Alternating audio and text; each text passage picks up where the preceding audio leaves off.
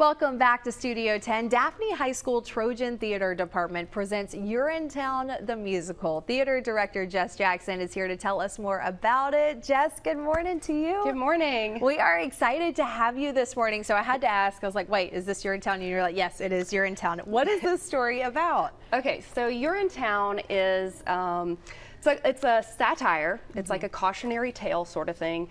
And it was written in the early 2000s and supposed to be in the futuristic time of 2027, which is very close to where we are now, but it's about a town that is experiencing a water shortage because of, overuse of our natural resources. It's kind of based off Robert Malthus, the 18th century economist who was like, we gotta slow down, or we're gonna be in a bad spot. And, big corporation takes over control of the water, and then you have a musical.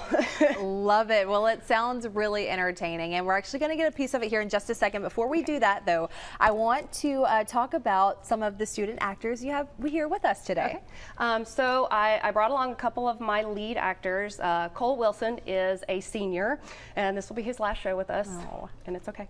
And we have Madison Lang, who is a freshman, who is also a lead. So we've got, the big kids and the little kids all working together. Amazing stuff. And we're actually getting a sneak peek of that now. So guys, you can take it away.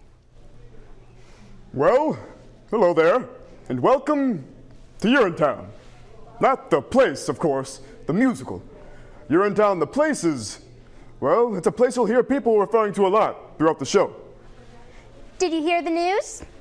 They carted old so-and-so off to Urinetown the other day. Is that so? What'd he do? Oh, such and such, I hear. Well, what do you know? Old so-and-so. It's kind of a mythical place, you understand? A bad place. A place you won't see until Act 2, and then, well, let's just say it's filled with symbolism and things like that. But as for Urinetown the musical, here we are. Welcome. It takes place in a town like any town that you might find in a musical. This here's the first setting for the show, and as the sign says, it's a public amenity, meaning public toilet. These people have been waiting for hours to get in. It's the only amenity that they can afford to get into. Say, Officer Lockstock, is this where you tell the audience about the water shortage? What's that, little Sally? You know, the water shortage. The drought, the hard times.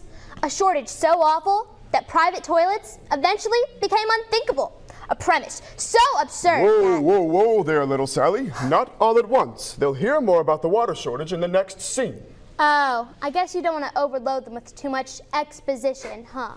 Everything in its time, little Sally. You're too young to understand it now, but nothing can kill a show like too much exposition. How about bad subject matter? Well... Or bad title even. That could kill a show pretty good.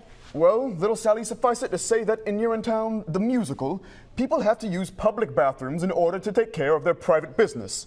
That's the central conceit of the show. Better hope your pennies add up to the fee. We can't have you peeing for free. If you do, we'll catch you. We never fail, and we never bother with jail. You'll get Urinetown. Off you'll go to Urinetown.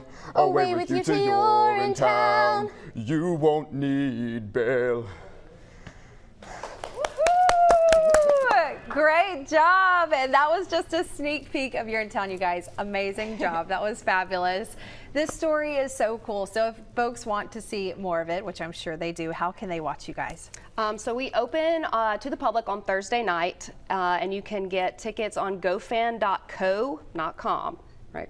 GoFan.co, Daphne High School. We're in the Reed Theater, which is the smaller theater that's attached to the big Trojan Hall. Awesome. And it lasts all weekend long, is that right? Yes, we've got Thursday night, Friday night, and then a matinee and night show on Saturday. Amazing stuff.